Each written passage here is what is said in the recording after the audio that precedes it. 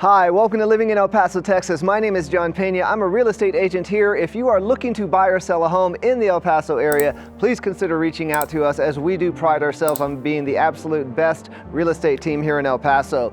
And with that being said, we're going to do a reboot of some of these videos that are very, very popular for these types of channels, and that is the 5 cons of El Paso, or in other words, the 5 worst things maybe of El Paso for 2023. Now, I feel great about this episode and the 5 that I've chosen, because now I've lived here for several years, I've owned a home here for several years, so I feel like obviously I have a much better finger on the pulse, so to speak. So let's jump right into it. Number 1, one of the worst things about El Paso, hands down, property taxes. If you've followed this channel, or if you own real estate in El Paso, you probably are aware that the property taxes in Texas in general are pretty high.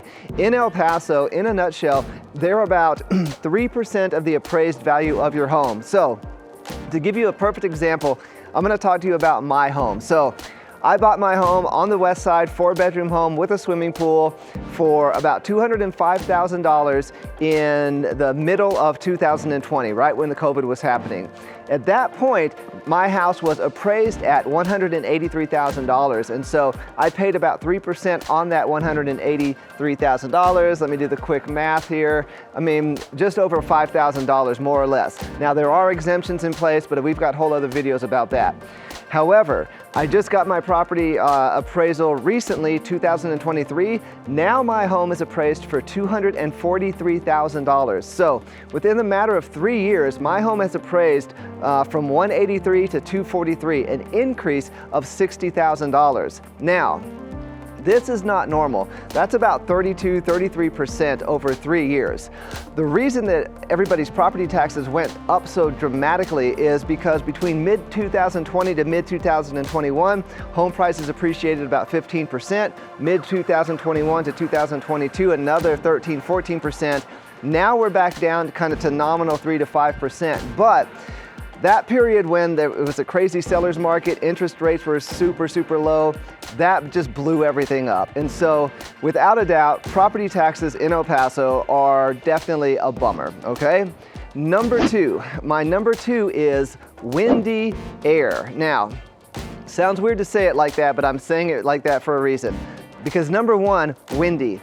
In spring, February, March, April, it can get really windy here, and we are in a desert. And guess what happens when it gets windy in a desert? It blows a ton of dirt and dust all over, and it basically is just can be a bit of a mess sometimes. So it's more just of a nuisance, right? It doesn't look that nice, when it's happening, but again, that's just kind of a spring thing for us.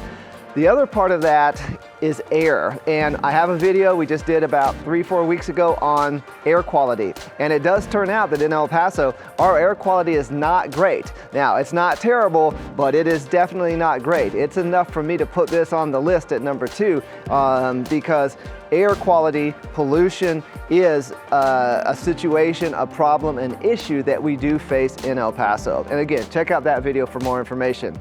Number 3, this is a big one. I've talked about this before, but I think this is a better way to frame it.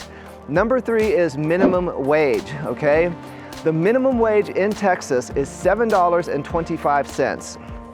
That is simply not enough income for you to live a fantastic life, quite honestly, anywhere, but even in El Paso, where it's very, very affordable. For city employees, it's just over $12, and by the end of 2026, the city is planning to pay their employees $15 an hour. So that is awesome.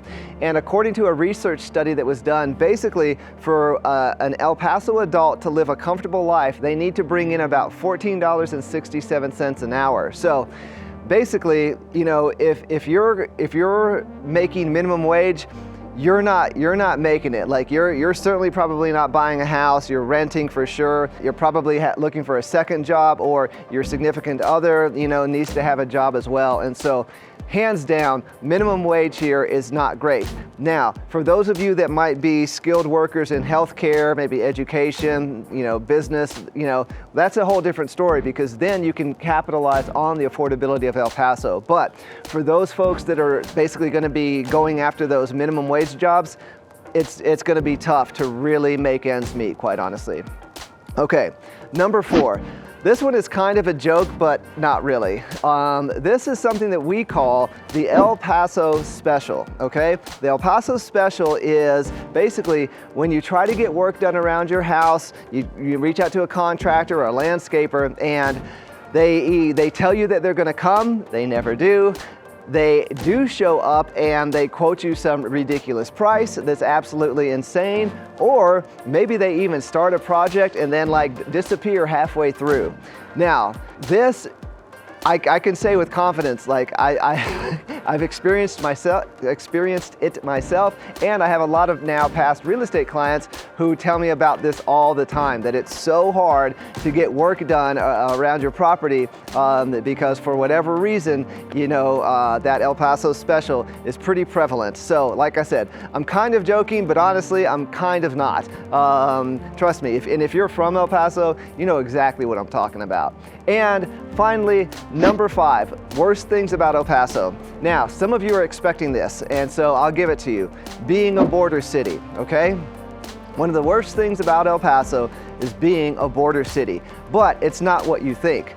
Really, the reality of the situation is that being a border city doesn't impact El Pasoans very much, right? I've made so many videos about how the amount of law enforcement is insane. There are systems in place to handle migration. Even recently with Title 42 expiring, I did a whole video and nothing happened. Even all of the news and media had to say, oh, well, we thought it was gonna be crazy and who knows what, there was gonna be some doomsday thing which never materialized. So the worst thing about being a border town are all of the false narratives and the misperceptions that basically come from the media. And quite honestly, I've only been here for 3 years, so I can't even imagine what it's like to be, you know, originally from here. But if you're from here, quite honestly, it's a little disheartening and frustrating and kind of insulting that the news media has to make up such grand stories about El Paso, stories that simply are not true. So the worst thing about being a border town is simply having to see your city be basically insulted constantly and people to have the wrong ideas, and like I said, those false narratives and those misperceptions. So far for us, that's the worst thing about being a border town. Other than that, quite honestly, the advantages of being a border town, I've made tons of videos about that. Economic, you know, that's a whole nother thing. So quite honestly, for us, it's more of a good thing. So that is my top 5 cons, worst things about El Paso. I feel pretty good about that list, quite honestly, because like I said, now that I've been here for a while and experienced the city, you know, and talked to so many of you, sold so many houses to folks and heard their experiences, that, like I said, I think that's a pretty good and honest top 5 cons of El Paso. So, stick around. Actually, next week, what video are we gonna do? You can probably guess. Absolutely, we're gonna do the top 5 pros of El Paso, and that's an easy one for us too as well. So, thank you so much for your attention. If there's anything that we can do for you, please don't hesitate to reach out, and we'll see you in the next episode.